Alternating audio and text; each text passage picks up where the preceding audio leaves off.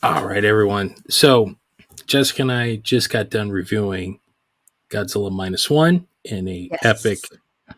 nearly 2 hour discussion. As long as Um, the film.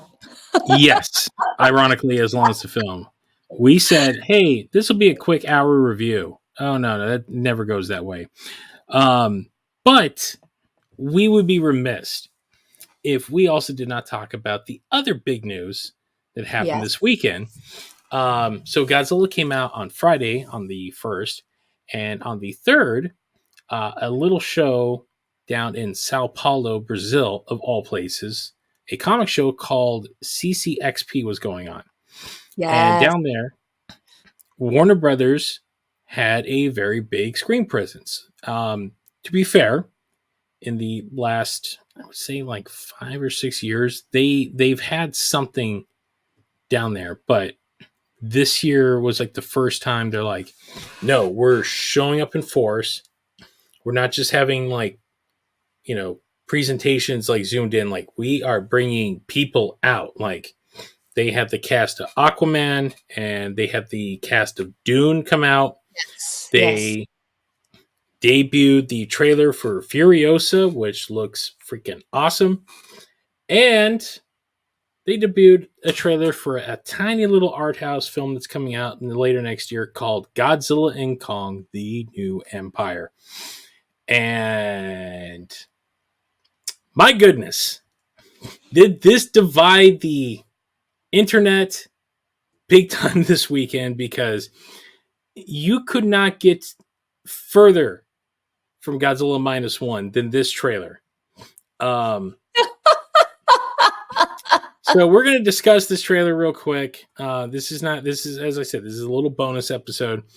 And because there's just so much going on with this thing that I felt it deserved its own space to be talked about. So,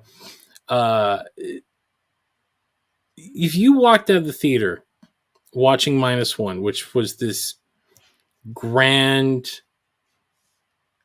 somber movie, and then you walked into another theater and this was the trailer that played, and you got to remember, this is another version of Godzilla. After just watching this emotional roller coaster, you turned around and saw Godzilla and King Kong running towards the screen. It's a different emotional roller coaster. Oh, oh my God! This caused a civil damn war of Godzilla fans on the internet over the weekend. To the point, I specifically put out there, I'm like, guys, you can have both, and there's absolutely nothing wrong with that. Those are my exact words. As I've said, got this, wacky Godzilla is better than no Godzilla. Also, if you don't like it, don't watch it. It is a free country. No one is holding a gun to your head. So, that said, currently Monarch is airing on Apple TV, so we're getting a Monsterverse fix right now. Yes. But I can't believe I'm saying this, the 5th film in the Monsterverse series is coming out, and this one is the 10th anniversary film of the Monsterverse. And if you went back to that first Gareth Edwards movie and you told me, hey, about 10 years from now, not only will you see a new Kong movie that takes place in the same universe as Godzilla, Godzilla and Kong will fight again. And then after that, they are going to team up to fight a bigger monkey. And they're going full Dragon Ball Z with this. I will slap the crap out of you, but this is where we are at. And you know what, Jessica? I am all in on it. You're all in on it? I'm sorry. Look. I refuse to apologize for loving the things that I love. I just made a crack in the last episode that I own 3 copies of Van Helsing. That is not a joke. That is a real thing. I have 3 DVD copies of Van Helsing in my collection because I freaking love that movie. I don't apologize for that. There's a lot of crap that I wholeheartedly love. I love Kung Pao Enter the Fist so damn much. It is God. the dumbest movie on the face of the planet, and yet I feel like a 9-year-old watching like every Saturday morning cartoon, laughing my butt off. Like that movie is near and dear to my heart because it is beautifully stupid, and I make no bones about how much I love it. I love. Look, I have in my collection. I own films by the great. I own Scorsese films. I have the entire Wes Anderson catalog because I love Wes Anderson to death. I own, French, new wave movies. I also own some of the trashiest movies that have ever been forged by human hands. I own half of Nicolas Cage's worst movies because I love them so damn much. Do you know how many times I have watched Drive Angry, Jessica? I've watched that movie about a dozen times in the last probably 2 years because that's how much I love the man and how much I love that movie because it's a movie that knows exactly what it is and it delivers on exactly what it's promising. Nick Cage escaping from hell, being Nick Cage, and fighting a bunch of cultists while a demon is chasing after him, played by William Fichtner, and it is beautiful. It is absolutely beautiful. I have such trash anime from the 80s that I adore more than anything being made today. Like you put on the Ompus that is called Genocyber. It is the most vicious, graphically violent thing I have ever seen in my entire life. And that thing is on once a year in my household because I have to be reminded about how beautifully animated this is and just indulging in my 12-year-old sensibilities of watching monsters and robots fight each other. So, that being said, this trailer tickled me pink. And I don't say that as some sort of pun because Godzilla is literally pink in this pink. trailer. Yes. He's pink.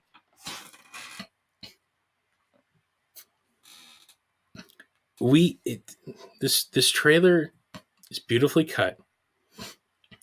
It gives us in the first opening moments the pyramids of Giza and a little seismometer going nuts as an earthquake.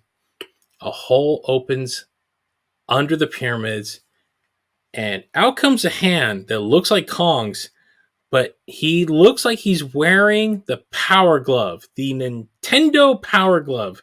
I love the Power Glove. It's so bad. At that point, I'm like, yeah, game on.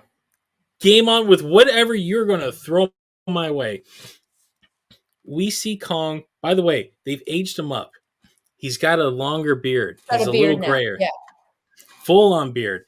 The tufts of hair on his shoulders are even like he's broader, and it looks like he's got like furry armor like on him now. It's just the subtle nods. He's got his scepter, and he's waving it around.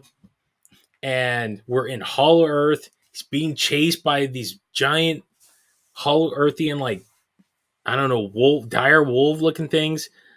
Just awesome the stuff that I'm glad they're finally leaning into and embracing with some of the wackier aspects of this. And then the promise of a new threat. We see this shadow that like Kong's like, what? And then all of a sudden this teeny tiny little, they call it a baby Kong. Yes, the little baby Kong shows up and Kong's like, whoa, what is going on here?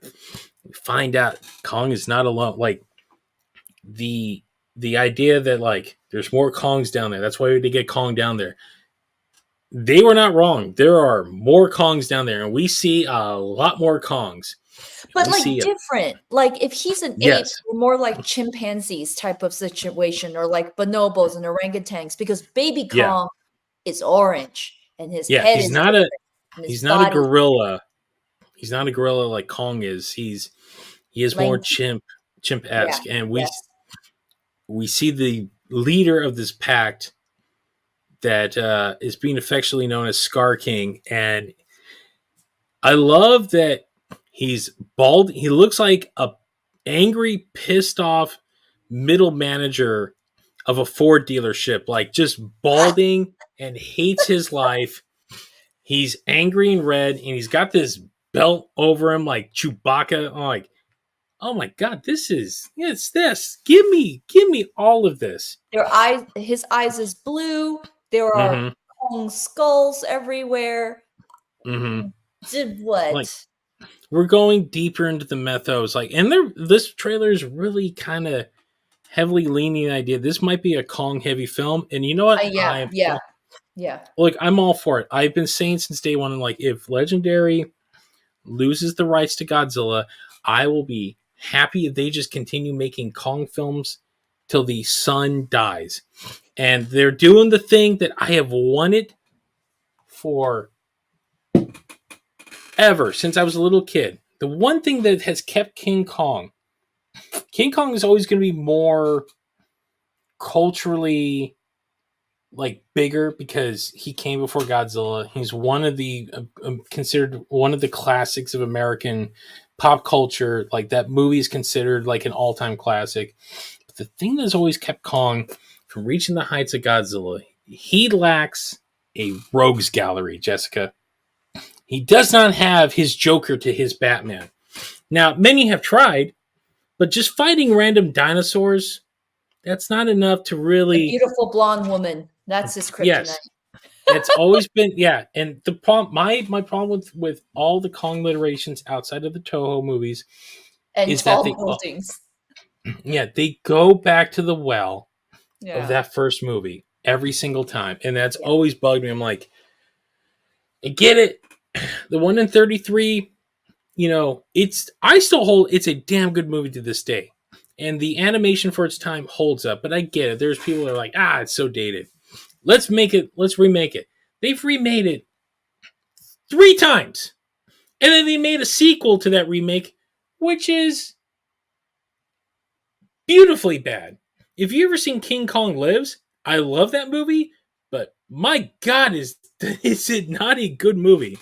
And you got Kong and Lady Kong and a little baby Kong in that, but it's just, and Kong gets a heart transplant somehow, which I don't understand how that worked, um, but even Peter Jackson, as much as there's a lot of that Peter Jackson movie I love, the movie gets really self-indulgent a lot of the times. And I went back last year, rewatched it. There's still a lot that I love. I do love that he spends most of the time on Skull Island, but that movie's going to be 20 years old in 2 years, and there's moments where I'm like, did we really need to see Kong and Ann ice skate in the middle of Central Park? Like, this feels like that we're just padding time here, Peter.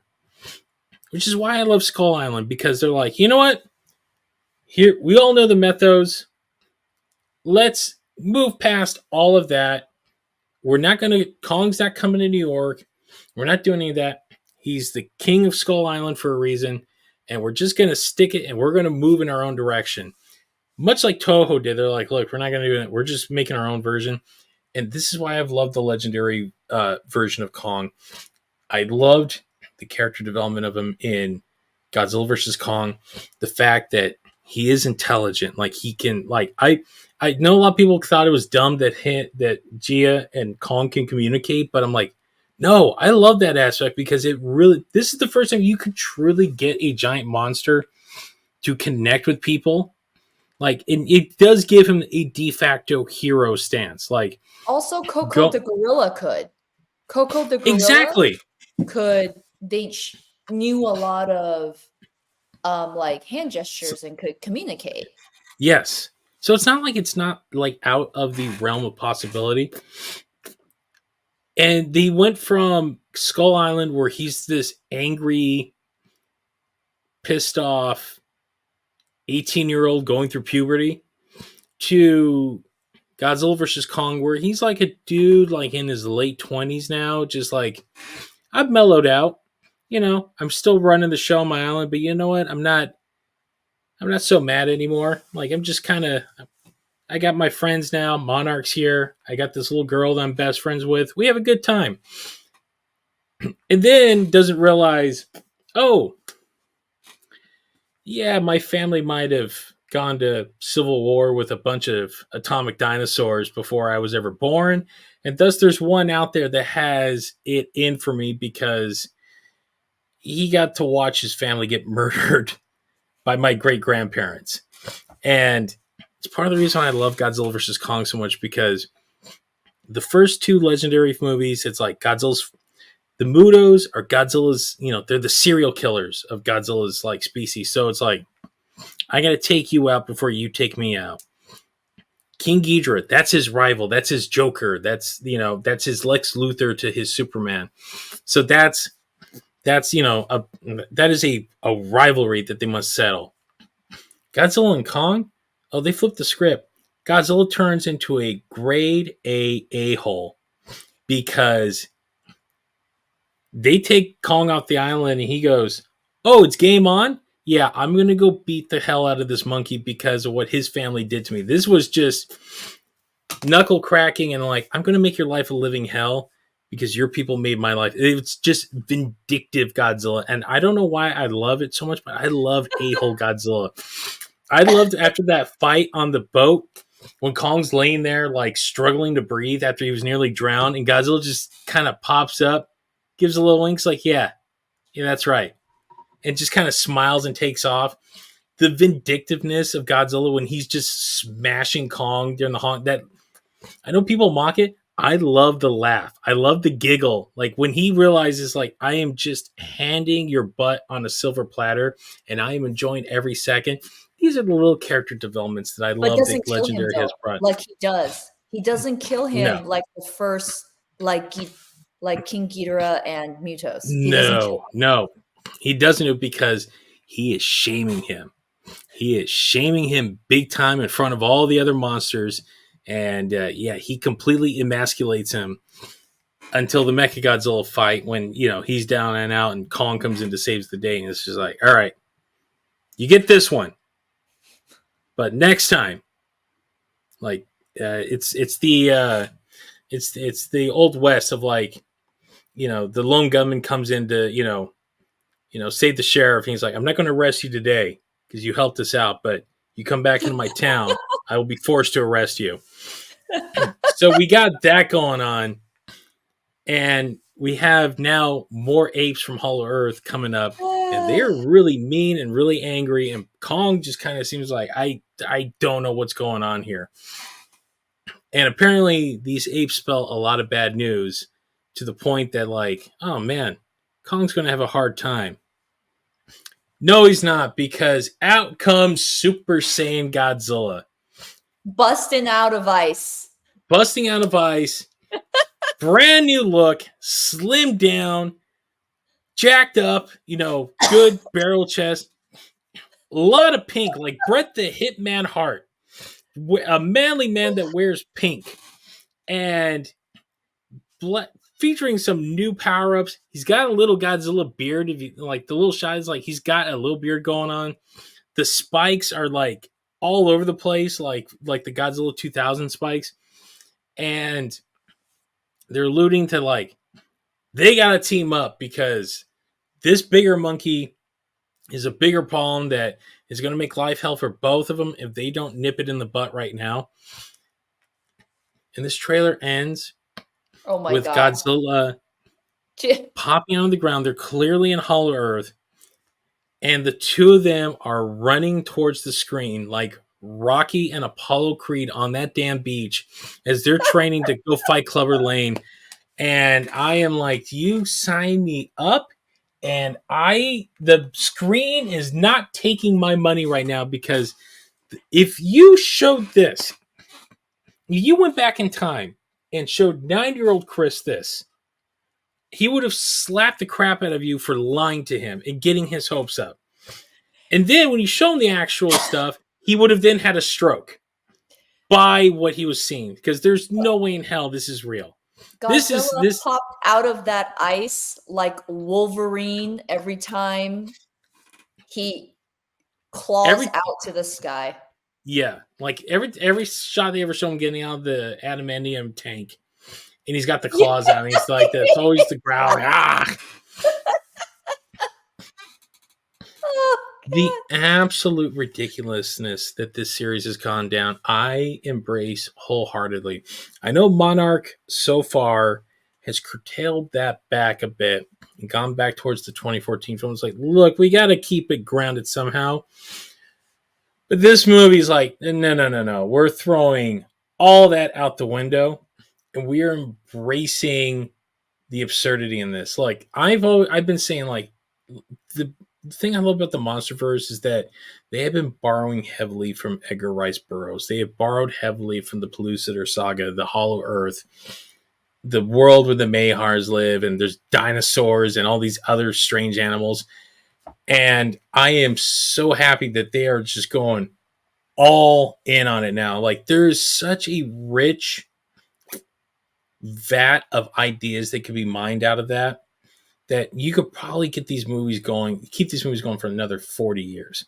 The fact that we're seeing glimpses of like there's civilization still down there, that obviously they're making a reference to Godzilla versus Megalon in one shot in this trailer, because it is looks almost verbatim like the leader of the Cetopians, but it's clearly some sort of priestess wearing something. There's pink energy source down there. There are more monsters. There's so much going on.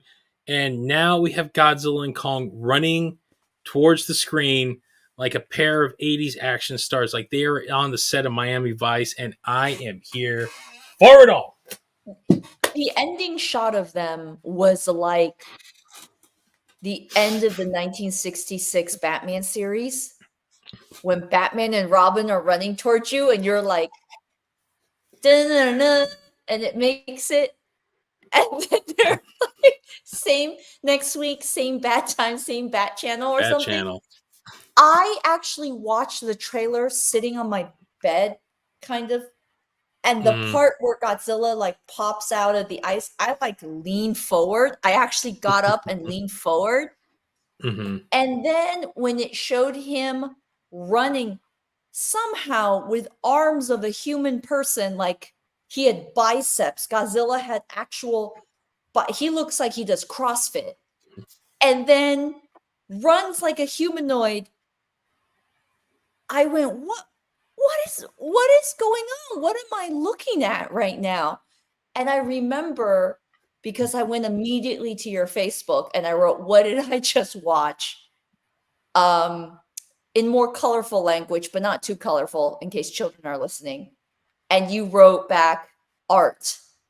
What you saw was art. And I was like, what am I looking at? That's exactly what you saw. You saw beautiful, unadulterated art. Like, look, God. I appreciate when movies embrace the insanity. Where is he at? There is an artist that I follow on our social media. Okay. And I love his Twitter handle is at Chris Willett 117. I want to send a shout out to this guy because he is keeping the dream of the 90s alive, because he's been doing his own Godzilla comic. It's a web comic he's been doing. It is not affiliated with anything. He's just like, I want to do this. I'm drawing it and I am releasing it online as I go along. And he has turned Godzilla into a late 90s or early 90s Rob Liefeld-esque comic book. I cannot stop singing the praises of this, because Godzilla is jacked to the gills. And the second I saw this trailer, I'm like, you are bringing this man's vision to life. God bless you, because this is what I want out of life. I want, for every minus one, I need some of this. Look, the fervor of the fans over the weekend, because everyone's walking out of minus one, they see this and either they're like, awesome, or like, how can you agree that when we just saw minus one and now we're turning around and turning Godzilla and Kong into members of the Avengers and we're doing this wild, wacky stuff? Like, how can these be the same thing? I've always pointed out Steven Spielberg in the span of 2 years went from making Hook to Schindler's List. The same man can do different, these far ends of the different spectrums of filmmaking.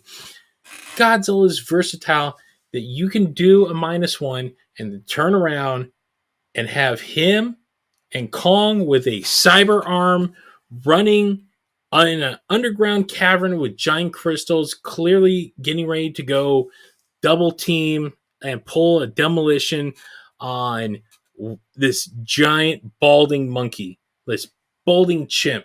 Like, yes, like you can have both, and there's absolutely nothing wrong with it, and it is beautiful in both senses. Minus one is beautiful. Godzilla is the Batman of his time. You can have No Man's Land, and then you can also have Batman Santa Claus. I just learned about that today. With a K, I think. I just learned about that today, and you have no idea how giddy that made me. Like, Santa and Batman teaming up to fight Krampus, that is up there with Tom King finding a way to make Batman team up with Elmer Fudd and turn it into like a noir mystery. Absolutely, like, this should not work on any level, but it works. And this is exactly what I'm seeing. It is in the same aspect that DC is currently putting out a book that I am loving to death. They have put out Justice League versus Godzilla versus Kong. In any other universe, this book should not work, but it is a absolute joy that it's one of my favorite books of the year so far. That and Wolverine fighting the goddamn Predator. These are the two books I am actively going into my shop and like, is the next issue out yet? Yes. Give me 5 copies of each because I want to support this. So I am all in on anything Legendary is doing. Like, look, they're clearly, they want this thing to keep going. And I will give them my money as long as they keep this thing going, because look, the idea that we had a American Godzilla movie in 1998, and it was a giant tire fire of a film that many of us thought, well, I guess that was it. We're never going to get this again. Japan will just crank these out. Not only did that movie kind of get pushed to the side because Thomas Tull, who had all the money in the world, and it's like, I'm going to open up a movie studio, and you know what? I want to make a Godzilla movie, and I will go move the heavens and the earth with my money to obtain the rights, and I will make a Godzilla movie. And not only that, I'll do it right. Oh, and then you know what I want to see? I want to see Godzilla and Kong fight again. So I'm going to make that happen. And it turned into arguably the only other successful universe that any studio has at the moment outside of Marvel. Like, say what you will, but everybody else that has tried their hand at this has made it fail. But somehow Legendary's like, we got Godzilla, we got Kong. We're going to turn this into a whole world, a whole universe. My hope is that I know people are like, well, they should get Gamera. I'm like, no. You really want to make this work? You make your own monster. You got to make a third in there. Make it their own. Really start spreading your wings, because I want movies and shows. It's set in this world. You don't have to have Godzilla in it all the time. You don't have to have Kong, but just show me a world where monsters are a constant threat, and they're not just dumb animals. They're their own weirdly evolved, intelligent creatures that have their own mythos and everything. Like, I desperately want a film that is set in the Hollow Earth, or a show that's set in the Hollow Earth, before modern mankind. Like all the stuff that they keep teasing us with like ancient civilizations. Where's that movie? Where is that movie? Much like that, we always got teased with Gamera being a product of Atlantis and some sort of hyper technology. I'm like, where's that damn movie? Because that sounds more interesting than just your average run of the mill stuff that people, that Hollywood and Japan for a while were turning out. Like, you're setting the groundwork for something, capitalize on it. And the Monsterverse seems to be capitalizing on it. So I am giddy as a girl on prom night. I cannot wait for this movie, Jessica. Like, you sign me up. The 9-year-old in me is so satisfied by seeing this trailer.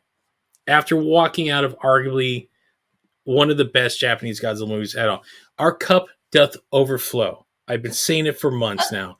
But we are living in a time that I never thought I would ever live to see. Any other thoughts? I am very excited because there are many answers that I want to questions that I have. And I am interested in Rebecca Hall's character. And also, I believe Dan Stevens. I think I heard him and I kind of saw him in the blur. He's in there. Yeah. And I'm interested because they look grizzled enough, but not too old, but grizzled enough because she had a different haircut where they have seen some crap go down, but not so young that they have in certain Hollywood films. You got 20-year-olds that are somehow expert archaeologists. They are in that range where you can believe that they are experts or they know kind of what they're doing in their field. And also all of the kaiju questions that I have. And the fact that we've never called him King Kong, but we see a Kong and we see a throne and we see some spikes and an axe. So it's coming. If I not think now, that's gonna be our end. Like he's gonna get the proper king. The name's gonna be dropped. Much like Marvel spent 10 damn years to Captain America finally screaming Avengers Assemble. We're going to get the King Kong name dropped here. I think that's what's going to happen. Yes. So, April 12th? Is that when it comes out? Let me double check that. Should have had this ready to go, but yeah, that's podcasting for you. April 12th. So, we are pretty much at the end of the year, so January, February, March. We got 4 months. 4 months. Like almost 4 months, from next Tuesday of this recording, I believe. So it'll be here before you know it. And again, like we just appreciate I tell these kids, appreciate what you have, because we came up in a time where this was just a pipe dream. And now there's so much you're bitching and complaining about, like, it's not living up to whatever some weird standard you have in your head. I'm like, no, you are too spoiled. One day they will come and they will take it away from you, and then there won't be any more for a long time. And then once it's gone, you're like, I want it back. So just enjoy it while you got it. That is the lesson of life. Enjoy the thing that you have in front of you, because one day it will be gone. So that is my piece on that. Any last thoughts, Jessica?